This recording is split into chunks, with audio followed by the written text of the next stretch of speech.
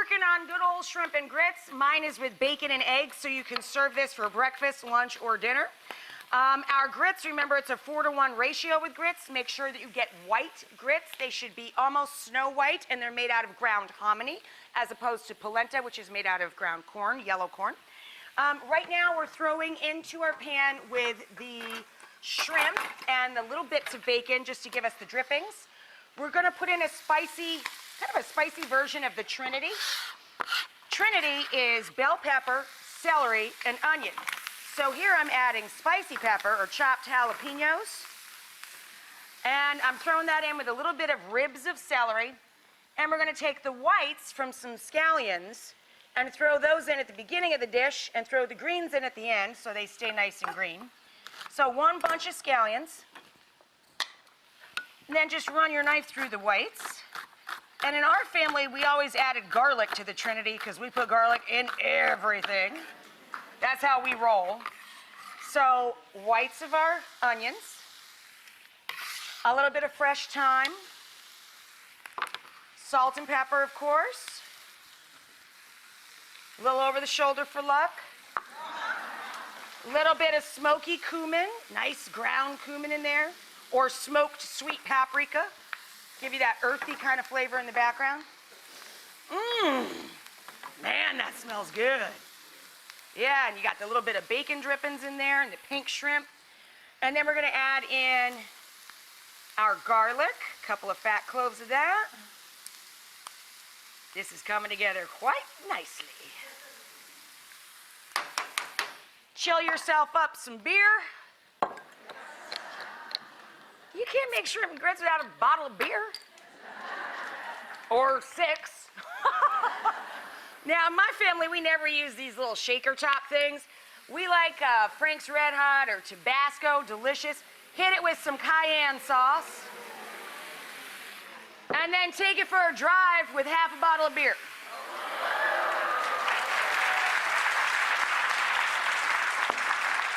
All right, we're gonna let that sauce reduce. The alcohol starts to burn off. The beer reduces down, gives it a nice tang.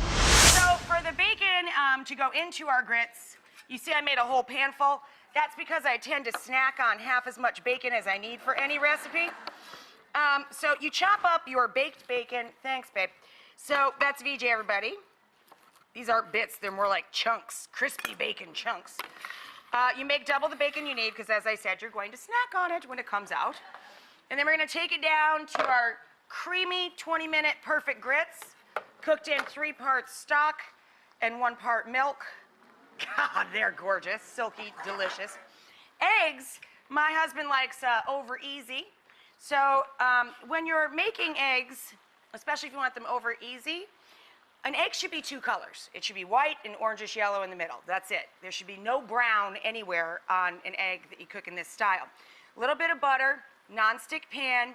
Cook this low and slow. I've got the stove on medium-low, right between medium and low, literally right in the middle there. When the butter melts, you're ready to drop the egg in. When the egg sets and no longer looks really loose around the yolk itself, give it a flip, and for over easy, I then turn it off and just let it set in the pan for a second or so, and then pour it out onto the plate, or in this case, a bowl full of grits topped with shrimp.